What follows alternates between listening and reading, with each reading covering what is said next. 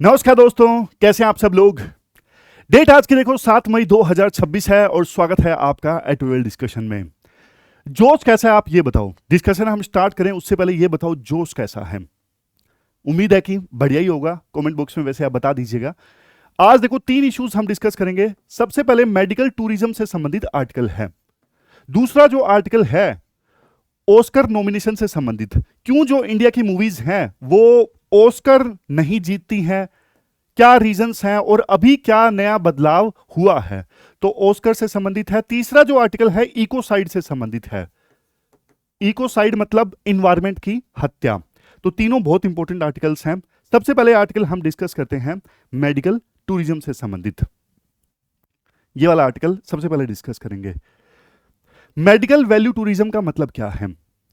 देखो, जब विदेश से लोग आते हैं इंडिया में, मतलब जनरल डेफिनेशन डिस्कस करें तो किसी दूसरे देश में भी जा सकते हैं, लेकिन इंडिया के संदर्भ में हम डिस्कस कर रहे हैं। तो जब देखो विदेशों से लोग इंडिया में आते हैं इलाज करवाने के लिए, तो उसे बोलते हैं मेडिकल वैल्यू टूरिज्म। क्यों आते हैं लोग इंडिया में इलाज करवाने के लिए। अब इसके देखो मल्टीपल रीजंस हो सकते हैं। जैसे एक रीजन है कि अपने देश में इलाज बहुत महंगा है। जैसे मान लो यूएस है, भाई यूएसए में इलाज बढ़िया तो बहुत है, इसमें कोई डाउट नहीं है कि यूएसए में बेहतरीन इलाज है, लेकिन यूएसए में जो इलाज है ना बहुत ज्यादा एक्सपेंसिव है। जैसे हार्ट की बाईपास सर्जरी करवानी है, यूएसए में कितना खर्चा आएगा, $1,20,000 का। जबकि इंडिया में सेम क्वालिटी की हार्ट की बाईपास सर्जरी जो है वो 5 से $6,000 के बीच में हो जाती है। तो ये पहला रीजन है कि अपने देश में इलाज एक्सपेंसिव है तो दूसरे देश में जाके करवा लो। दूसरा रीजन है लंबी लाइन। जैसे देखो यूके का ना एनएचएस सिस्टम है, नेशनल हेल्थ सर्विस सिस्टम है, सरकार इलाज करवा के देती है, लेकिन इसका साइड इफेक्ट ये है लंबी लाइन लगी रहती है, वेटिंग पीरियड बहुत ज्यादा है। आपको हार्ट की बाईपास सर्जरी करवानी है, जरूरत आज है, लेकिन वेटिंग लिस्ट में है आपका नाम, 2 महीने बाद नंबर आएगा। अरे भाई 2 महीने बाद नंबर आएगा, इतने में तो पेशेंट को कुछ हो जाएगा। तो इसलिए फिर वो दूसरे देश में जाके इलाज करवा लेते हैं। तीसरा रीजन है कि मेरे देश में इलाज है ही नहीं।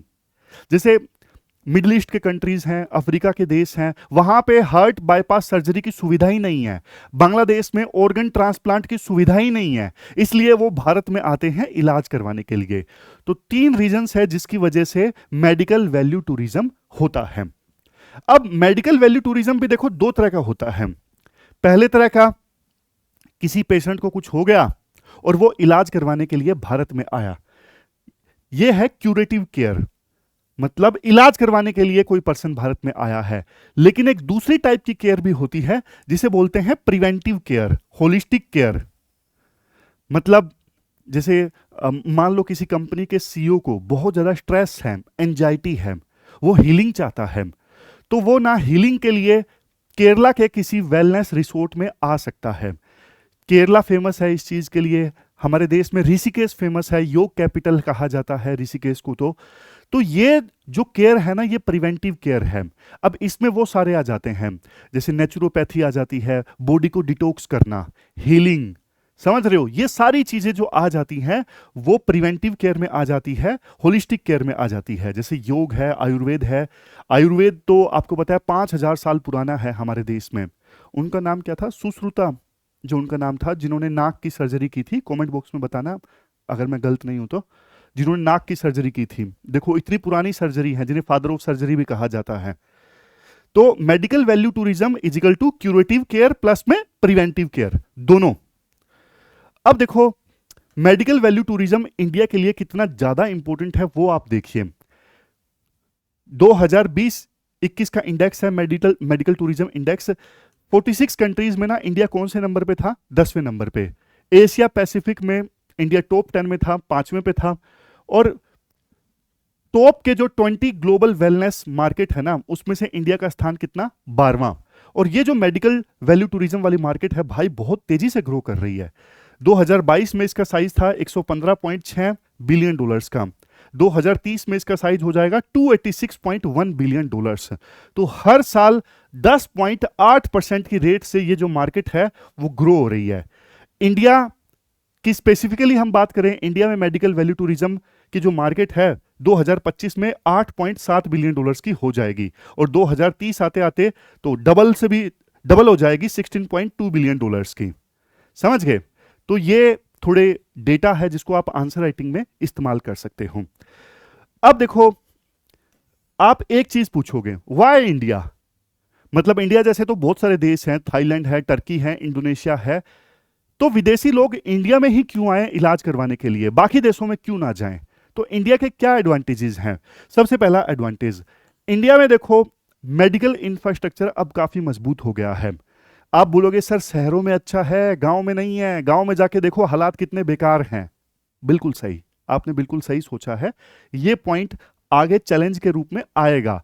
हमारे देश में मेडिकल इंफ्रास्ट्रक्चर अच्छा हुआ है, लेकिन टीयर 1 सिटीज में, दिल्ली में, मुंबई में, चेन्नई में, यहां पे अच्छा हुआ है।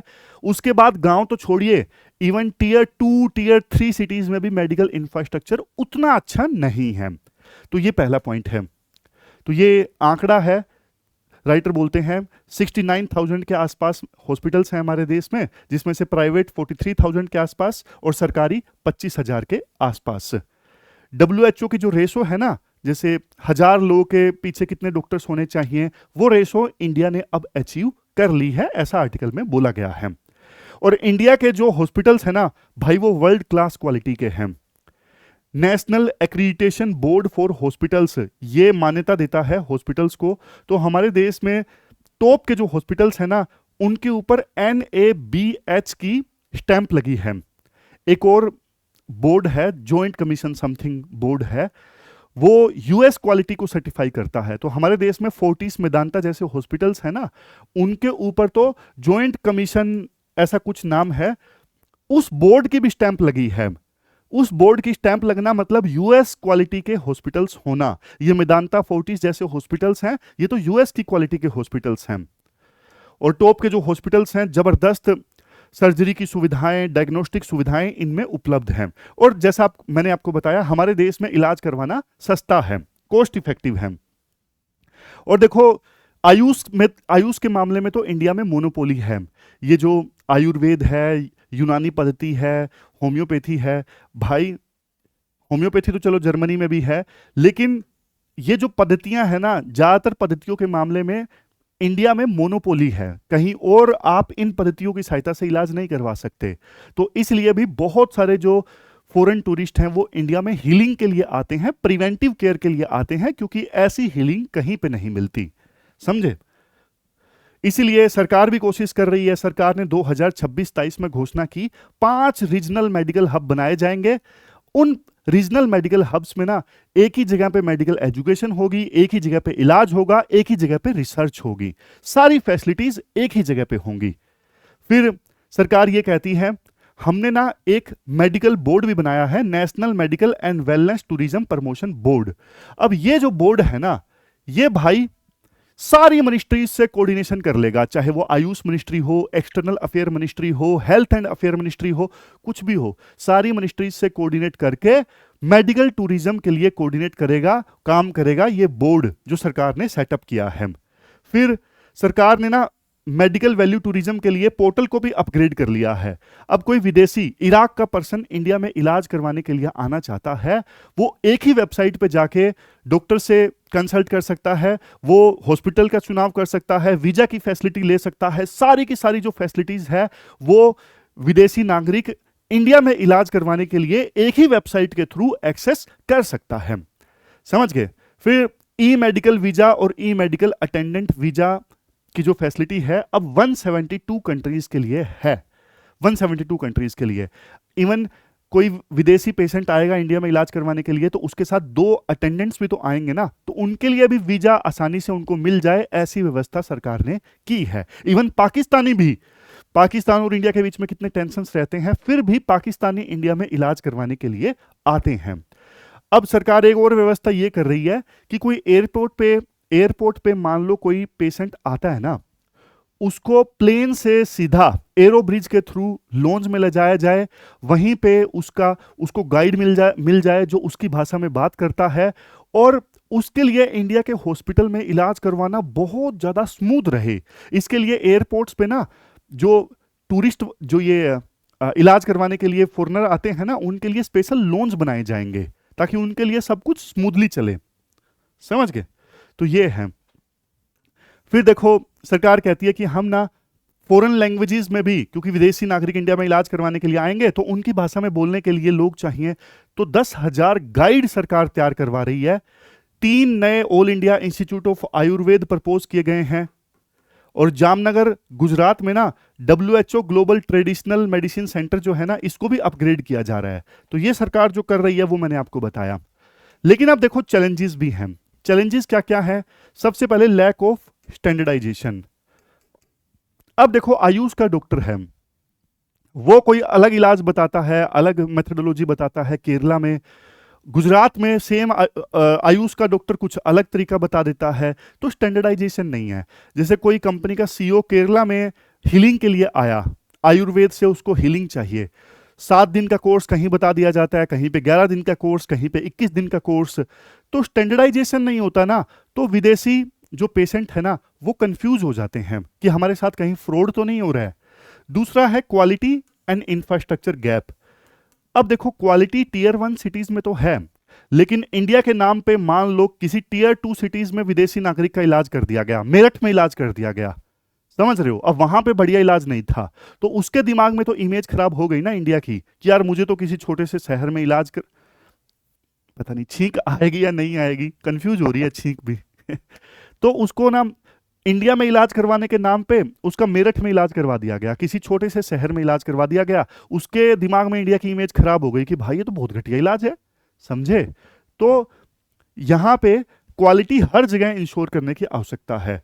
और इंफ्रास्ट्रक्चर गैप्स मतलब, जैसे देखो वेलनेस का इलाज करवाना है, वेलनेस इंश्योर करवानी है, केरला में, ऋषिकेश में, ऐसी जगहों पर, पहाड़ों में होती है आमतौर पे विपස්සना के सेंटर वगैरह, लेकिन वहां पे तो इंफ्रास्ट्रक्चर बहुत पुअर है, समझ रहे हो? तो वहां पे इंफ्रास्ट्रक्चर का गैप है।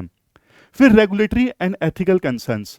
अब इंडिया में कई बार ये भी आरोप लगते हैं कि ऑर्गन ट्रांसप्लांट में ना जो गरीब मजदूर हैं उनको झांसा देके उनके ऑर्गन्स निकाल दिए जाते हैं और वो विदेशी मेडिकल टूरिस्ट को लगा दिए जाते हैं। तो एथिकल कंसर्न्स भी आते हैं कि जो ऑर्गन्स इंडिया में ट्रांसप्लांट करवाए गए हैं, क्या वो सिक्योर चैनल से आए हैं, सभी लॉज का पालन करके आए हैं या फिर नहीं आए हैं, समझे? फिर है ब्रांडिंग डेफिसिट। देखो इंडिया की ना इमेज अभी उतनी अच्छी नहीं है हीलिंग के मामले में, मेडिकल टूरिज्म के मामले में।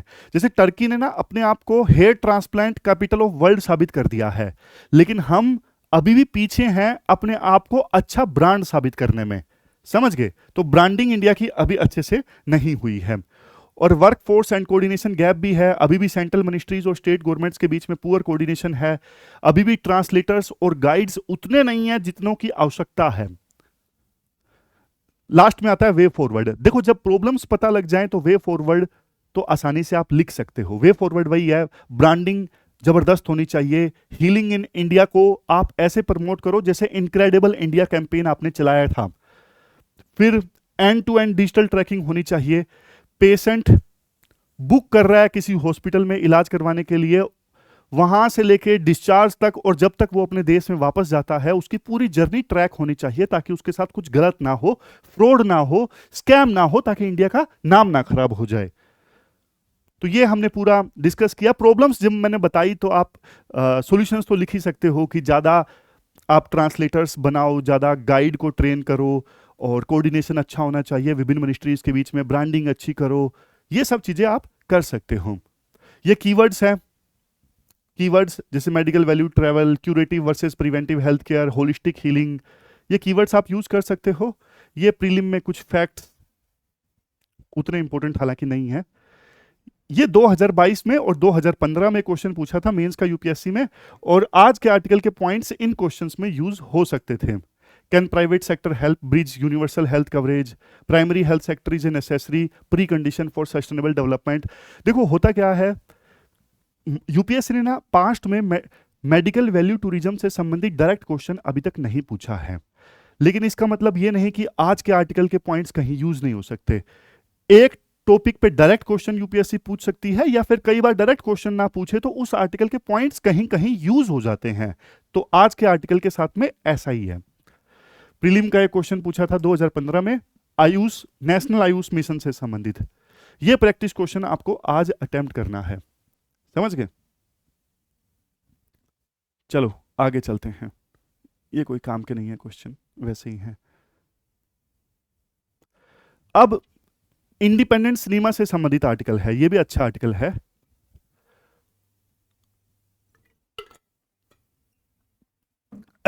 आपने सिलेबस में जीएस पेपर 2 के इस टॉपिक से आर्टिकल को रिलेट कर सकते हो। देखो हर साल आपको पता है अलग अलग मूवीज के लिए ऑस्कर अवार्ड्स दिए जाते हैं, और ऑस्कर अवार्ड्स दिए जाते हैं ना, उसमें एक कैटेगरी है, क्या है? Best international feature film. Best international feature film 2020 तक तो इस कैटेगरी को नाम दिया जाता था बेस्ट फॉरेन फिल्म, लेकिन बाद में नाम चेंज कर दिया गया कैटेगरी का और रख दिया गया बेस्ट इंटरनेशनल फीचर फिल्म। अब आपने देखा होगा कि इंडिया में देखो बहुत सारी मूवीज बनती हैं और ऑस्कर के लिए नॉमिनेट भी होती हैं, लेकिन कौन तय करता है कि इंडिया से कौन सी मूवी जाएगी और ऑस्कर में बाकी मूवीज के साथ लड़ेगी जीतने के लिए? देखो हमारे देश में ना film federation of India, film federation of India ये एक कमेटी है जो डिसाइड करती है कि इंडिया में आपको पता है अलग अलग लैंग्वेजेस में हजारों मूवीज बनती हैं एक साल में, मराठी में, तमिल में, मलयालम में, तेलुगु में, हिंदी में, भोजपुरी में, पंजाबी में, हरियाणवी में, हजारों मूवीज बनती हैं। लेकिन हजारों मूवीज में से कौन सी मूवी ऑस्कर के लिए नॉमिनेट होगी वो डिसाइड कौन करता है? Film federation of India. हालांकि देखो ये गलत भी है, क्योंकि इस कमेटी के पास में सभी लैंग्वेजेस की तो एक्सपर्टीज नहीं हो सकती, मानते हो ना? तो ये जो कमेटी है ना, और रूल भी ये है, वन कंट्री वन फिल्म, यानी एक देश से एक ही फिल्म नॉमिनेट हो सकती थी, पहले ये रूल था, हालांकि अब चेंज हो गया है। तो फिल्म फेडरेशन ऑफ इंडिया सिर्फ एक फिल्म नॉमिनेट कर सकती थी हमारे देश से, इससे ज्यादा नहीं। तो ये जो कमेटी थी ना, डायरेक्टली इनडायरेक्टली गेट कीपिंग का काम करती थी। गेट कीपिंग मतलब जैसे एक स्कूल है, अब मान लो ये रूल ले आओ, एक स्कूल से एक ही स्पोर्ट्स पर्सन जाएगा खेलने के लिए, जबकि उस स्कूल में 100 बढ़िया बढ़िया स्पोर्ट्स पर्सन हैं, फिर तो गलत हो गया ना। स्कूल का प्रिंसिपल डिसाइड करेगा कि कौन सा स्पोर्ट्स पर्सन जाएगा, उसकी मर्जी पे डिपेंड हो गया, ये तो गलत है। और आमतौर पे फिल्म फेडरेशन ऑफ इंडिया जो फैसले लेती थी ना, भाई इंडिया से कौन सी मूवी जाएगी, ऑस्कर के लिए कौन सी मूवी नॉमिनेट होगी, तो फिल्म फेडरेशन ऑफ इंडिया भाई कतई सेफ खेलती थी। जैसे मूवी कंट्रोवर्शियल नहीं होनी चाहिए, मूवी किसी कास्ट पे टिप्पणी ना करे, मूवी बिल्कुल नॉन कंट्रोवर्शियल होनी चाहिए, सेफ खेलती थी फिल्म फेडरेशन ऑफ इंडिया, ताकि कोई मतलब ऐसा आरोप ना लगे हम पे कि भाई तुमने ऐसी मूवी, ऐसा मुद्दा चुन लिया जिससे देश का बेइज्जती हो गई या फिर किसी पॉलिटिकल पार्टी की बेइज्जती हो गई। वो ऐसी मूवीज को चुनते ही नहीं, वो बहुत सेफ मूवी को चुनते, ना कि अच्छी मूवी को, समझ गए? ये दिक्कत थी। अब जैसे आपने ना कुछ मूवीज देखी होंगी, जैसे मैं आपको एग्जांपल देता हूं, लंच बॉक्स मूवी थी इरफान खान की, लंच बॉक्स। अर्बन एलियनेशन पे ये मूवी आधारित है, मतलब अर्बन एरियाज में कैसे अकेलापन जो है वो बढ़ रहा है। चलो मसान मूवी तो आपने देखी होगी, मसान, वो वाराणसी के घाट पे वो कौन सा गाना था, तू रेल सी गुजरती है मैं पुल सा थरकता हूं, ऐसा गाना नहीं है वो बढ़िया सा, तो वो उसी मूवी का है, मसान मूवी। मसान मूवी तो सबने देखी होगी, तो ये भी अच्छी मूवी थी। अब उस मूवी में क्या है, कास्ट, दुख, होप, उन चीजों पे फोकस किया गया है। दोनों अच्छी मूवीज, दोनों को काफी पसंद किया गया केन्स फिल्म फेस्टिवल में, लेकिन दोनों मूवीज को ना फिल्म फेडरेशन ऑफ इंडिया ने ऑस्कर के लिए नॉमिनेट नहीं किया, समझ रहे हो? तो ये दिक्कत है, अच्छी मूवीज हमारे देश से जाती नहीं थी, ऑस्कर में नॉमिनेट होती नहीं थी। लेकिन अब रूल बदल गया है। अब रूल क्या बदल गया है? पहले क्या रूल था, वन कंट्री वन फिल्म, लेकिन अब ये रूल नहीं है। अब रूल एक ये आ गया है कि ना, जिन मूवीज को इंटरनेशनल फिल्म फेस्टिवल पर अच्छे रिव्यूज मिले हैं, जैसे एग्जांपल मैंने दिया ना, ये लंच बॉक्स मूवी, इसको कैन्स फिल्म फेस्टिवल में इसको स्क्रीन किया गया था, अच्छे रिव्यूज मिले थे बहुत ज्यादा। उसी प्रकार से मसान मूवी ने भी 2 अवार्ड्स जीते थे कैन्स में, कैन्स फिल्म फेस्टिवल में। तो अब रूल ये हो गया है कि जिन मूवीज ने फिल्म फेस्टिवल्स में अच्छे रिव्यूज हासिल किए हैं ना, उनको फिल्म फेडरेशन ऑफ इंडिया जैसे कमेटीज की अप्रूवल की आवश्यकता नहीं है ऑस्कर में नॉमिनेट होने के लिए। वो इंटरनेशनल सर्किट से आ जाएंगी, क्योंकि उनको इंटरनेशनल फिल्म फेस्टिवल में अच्छे रिव्यूज मिले हैं, तो वो किसी के मोहताज नहीं है। अब ऐसा नहीं है कि वो फिल्म फेडरेशन ऑफ इंडिया उनको भेजेगी तभी वो जाएंगी, नहीं। तो मतलब अब ये प्रोविजन कर दिया गया है कि जिन मूवीज को इंटरनेशनल फिल्म फेस्टिवल्स में अच्छे रिव्यूज मिलते हैं, अच्छे क्रिटिक्स मिलते हैं, तो भाई वो अपने आप नॉमिनेट हो जाएंगी ऑस्कर के लिए। तो ये अच्छी चीज हुई है, समझ गए।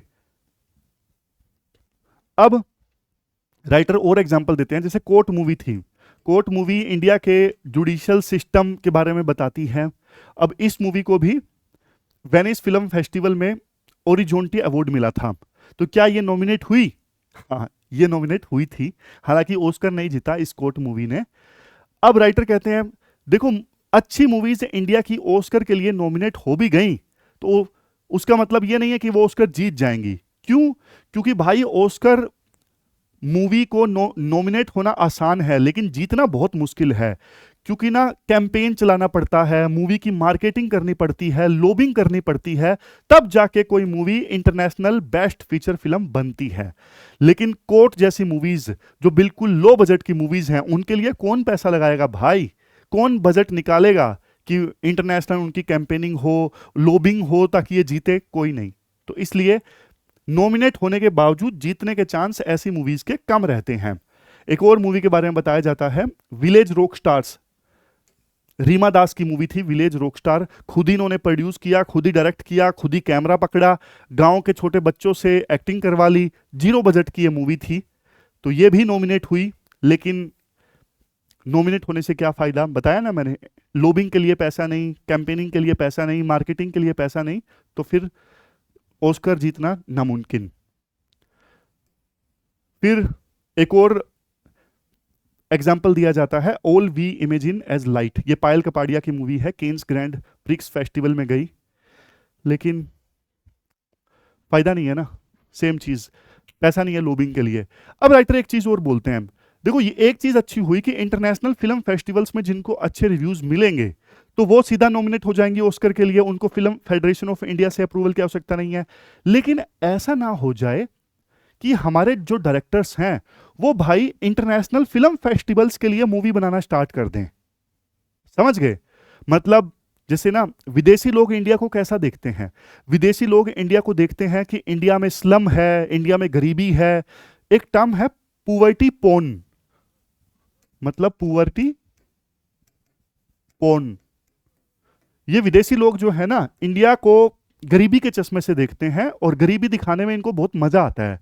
तो हमारे डायरेक्टर्स जानबूझ के स्लम दिखाना ना स्टार्ट कर दें, बहुत ज्यादा एक्सट्रीम पुवर्टी दिखाना स्टार्ट ना कर दें, ताकि विदेशियों को वो चीज पसंद आए और इंटरनेशनल फिल्म फेस्टिवल में अच्छे क्रिटिक्स मिल जाएं और वो ऑस्कर के लिए नॉमिनेट हो जाएं। तो हमारे डायरेक्टर्स कहीं ऐसा ना करना स्टार्ट कर दें, ये डर है। दूसरा डर होमोजेनाइजेशन से भी संबंधित है। होमोजेनाइजेशन मतलब देखो, हमारा एक अलग कल्चर है इंडिया का, लेकिन वही चीज विदेशी डायरेक्टर्स को खुश करने के लिए कहीं उनके चश्मे से अगर डायरेक्टर्स ने मूवी बनाना स्टार्ट कर दिया तो कल्चर जो है वो होमोजेनाइज होना स्टार्ट हो जाएगा। लेकिन साउथ कोरिया की एक मूवी है पैरासाइट, इससे सीखना चाहिए। पैरासाइट मूवी थी साउथ कोरिया की, भाई इसमें ना बहुत ज्यादा लोकल कल्चर को दिखाया गया है, लोकल कस्टम्स को दिखाया गया है, फिर भी मूवी ना पूरे वर्ल्ड में पसंद की गई है। तो जितना ज्यादा आप अपनी मूवी को लोकल रखोगे ना, लोकल कस्टम्स को दिखाओगे, लोकल कल्चर को दिखाओगे, तो बल्कि लोग उसे ज्यादा ही पसंद करेंगे। तो ये एक एग्जाम्पल दिया जाता है राइटर के द्वारा।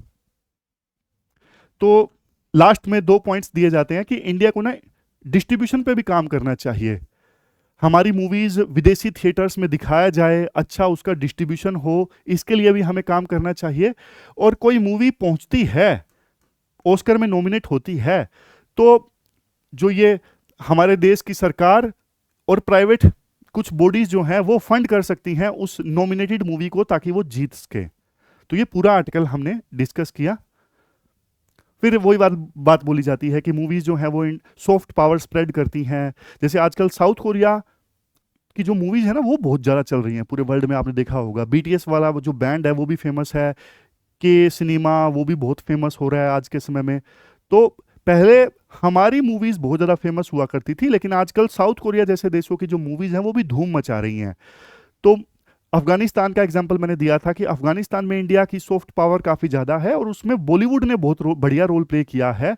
तो उसी प्रकार से अच्छी मूवीज बनेंगी हमारे देश में, ऑस्कर के लिए नॉमिनेट होंगी, तो इंडिया की जो सॉफ्ट पावर है भाई और ज़्यादा बढ़ेगी।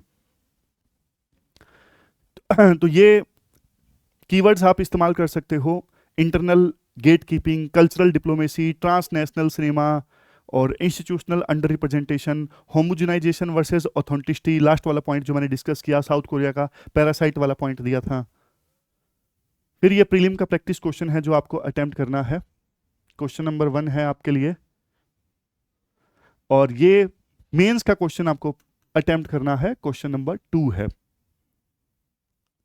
चलो अब तीसरा आर्टिकल डिस्कस करते हैं, इकोसाइड से संबंधित। इकोसाइड क्या है? इकोसाइड मतलब इन्वायरमेंट की हत्या करना। ये डेफिनेशन है 2021 में स्टॉप इकोसाइड इंटरनेशनल ने दी थी। इकोसाइड मतलब आप कोई ऐसा काम करते हो, गैर कानूनी काम करते हो, ये जानते हुए कि इससे ना इन्वायरमेंट को बड़े स्केल पे नुकसान होगा और ऐसा नुकसान होगा जिसकी भरपाई करना लंबे समय तक मुश्किल होगा। तो ये मतलब ये डेफिनेशन है इकोसाइड की, मतलब इन्वायरमेंट की हत्या। मैं आपको एग्जांपल देता हूं। जैसे बड़े स्केल पे लोगों को मारा जाता है, वो क्या होता है? जिनोसाइड। और बड़े स्केल पे गैर कानूनी ढंग से इन्वायरमेंट को मारा जाता है कि लंबे समय तक वो परमानेंटली डैमेज हो जाए, तो उसे बोला जाता है इकोसाइड। जैसे आपको एग्जांपल देता हूं, देखो 1960s से लेके 70s के बीच में, 60 से लेके 70s के बीच में यूएस ने क्या किया था? वियतनाम में ना बड़े स्केल पे जंगल सफाया कर दिए थे। एक एजेंट का इस्तेमाल किया गया था, एजेंट ऑरेंज। इस एजेंट ऑरेंज का इस्तेमाल करके ना जंगल पूरी तरह से साफ हो गए थे, जमीन बंजर हो गई थी, आने वाले कई सालों तक उस जमीन पे कुछ नहीं उगा। इवन जो लोग नीचे थे, जो उस एजेंट के एक्सपोजर में आ गए, उनमें भी जेनेटिक म्यूटेशन हो गया और उनकी भी कई जनरेशन्स तक जो पैदा हुई उनमें बर्थ डिफेक्ट्स देखने को मिले।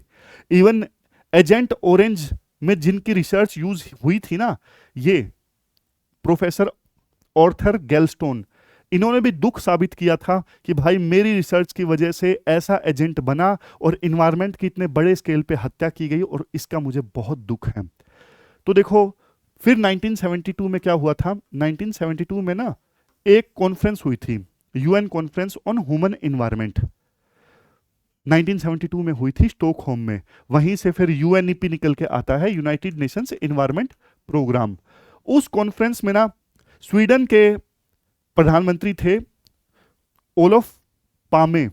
इन्होंने एक बात बोली थी, इन्होंने ये बोला था, ये जो इकोसाइड है ना, मतलब इकोसाइड टर्म पहली बार इन्होंने वहां पे बड़े स्केल पे इस्तेमाल की थी और इन्होंने इस बात का खुल के क्रिटिसाइज किया था कि एजेंट ऑरेंज जो है उसने कितने फॉरेस्ट को डिस्ट्रॉय कर दिया और कितने जेनेटिक म्यूटेशंस हुए लोगों में, तो कितना ये खतरनाक है।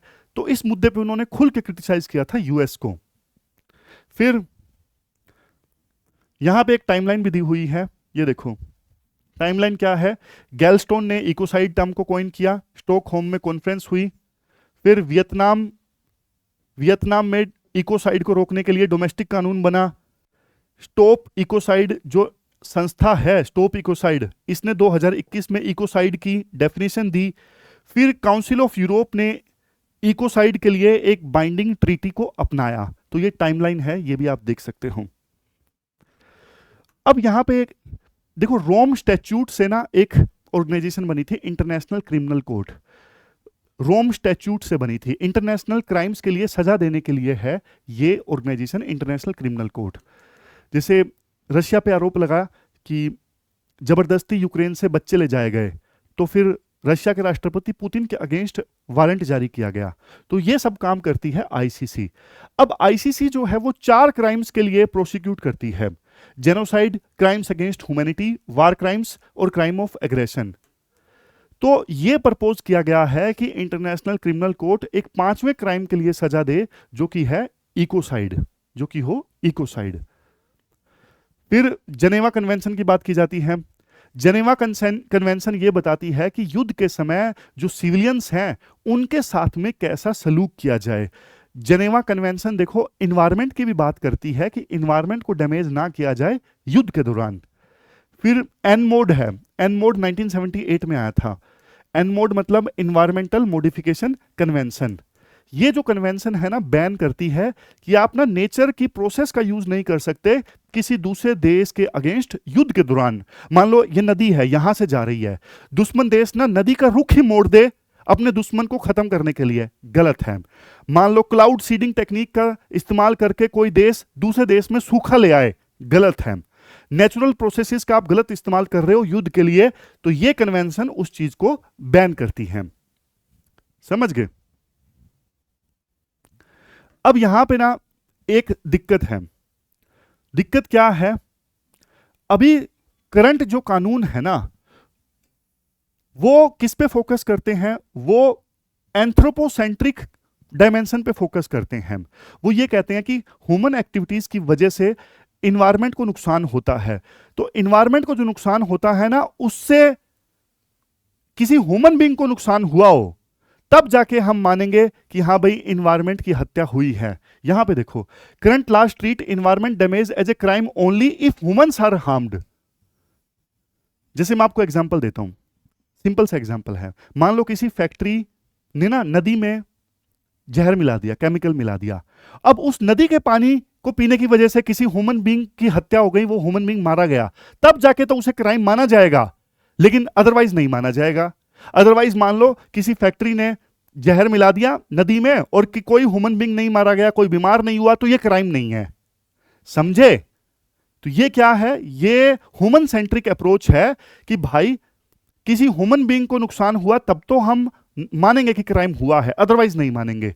लेकिन इकोसेंट्रिक अप्रोच जो है, ये नेचर सेंट्रिक अप्रोच है। इसमें यह कहा जाता है कि इन्वायरमेंट भी अपने आप में एंटिटी है भाई।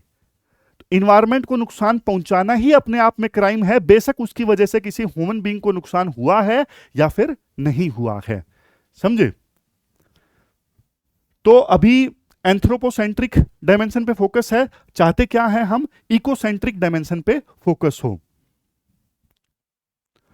तो ये करंट जो लॉज हैं तीन डायमेंशन पे फेल होते हैं। पहला तो मैंने आपको बता ही दिया, ह्यूमन डायमेंशन पे ज्यादा फोकस है, अभी नेचर की डायमेंशन पे ज्यादा, नेचर सेंट्रिक ज्यादा होने चाहिए लॉज। दूसरा, अगर मान लो आईसीसी में, इंटरनेशनल क्रिमिनल कोर्ट ने पांचवा क्राइम इकोसाइड के तौर पे अपना भी लिया, तो भी भाई इंटरनेशनल क्रिमिनल कोर्ट जो है वो वार क्राइम्स पे एप्लीकेबल है। पीस टाइम में अगर इन्वायरमेंट को नुकसान पहुंचाया जाता है तो उसके लिए क्या? उसके लिए तो इंटरनेशनल क्रिमिनल कोर्ट कुछ कर ही नहीं पाएगी। समझे? फिर प्रॉब्लम थ्री क्या है? Jurisdiction and enforcement. भाई आईसीसी में इकोसाइड को पांचवें क्राइम के तौर पे अपना भी लिया गया, तो भी देखो आईसीसी के सभी देश आईसीसी के मेंबर नहीं है। ये मेजर कंट्रीज यूएसए वगैरह, इजराइल वगैरह कहां मेंबर हैं इसके इंटरनेशनल क्रिमिनल कोर्ट के? तो सारे देश मेंबर ही नहीं है, तो फायदा क्या? इंटरनेशनल क्रिमिनल कोर्ट ने इकोसाइड को पांचवा क्राइम बना भी लिया, तो क्या फायदा है? फिर कुछ देखो अच्छी चीजें हुई हैं, जैसे आईयूसीएन ने इकोसाइड को एक क्राइम के तौर पे ऑफिशियली रिकॉग्नाइज कर लिया है 2025 में। अब इससे ना कम से कम सभी देशों के ऊपर एक प्रेशर तो बनता है, मोरल प्रेशर बने, लेकिन थोड़ा तो प्रेशर बनता है। फिर काउंसिल ऑफ यूरोप ट्रीटी ने 2025 में यह बोल दिया कि इन्वायरमेंट को नुकसान पहुंचाना ये अपराध है, साफ साफ इस ट्रीटी में अपना लिया गया। फिर देखो रोम स्टैट्यूट जिसके बेस पे इंटरनेशनल क्रिमिनल कोर्ट बना था, उसमें भी बदलाव लाना है ना, तो 2/3 मेंबर्स का अप्रूवल जरूरी है। तो ऑलमोस्ट 86 देशों का अप्रूवल जरूरी है, जो कि बहुत मुश्किल है। असेंबली ऑफ स्टेट पार्टीज जिसमें 124-126 इसके आसपास देश हैं, और इसका 2/3 तो 86-84 इतना बनेगा, देख लीजिए। तो अभी यही बोलती हैं राइटर कि इंटरनेशनल लॉज जो है वो कमजोर है, पावरफुल के अगेंस्ट, यूएसए जैसे देशों के अगेंस्ट, लेकिन हाँ, मोरल प्रेशर हम उन पे जरूर डाल सकते हैं। तो ये कीवर्ड्स हैं जो आप यूज कर सकते हो, anthropocentric versus ecocentric jurisprudence, universal jurisdiction, ये सब कीवर्ड्स आप यूज कर सकते हो। ये तीसरा क्वेश्चन है, प्रैक्टिस क्वेश्चन, जो आपको अटेम्प्ट करना है। तो ये थी हमारी आज की डिस्कशन। कैसी लगी आपको डिस्कशन, आप बता सकते हो कमेंट बॉक्स में। कल मिलते हैं फिर से एक नई डिस्कशन के साथ। तब तक के लिए thank you very much for discussion.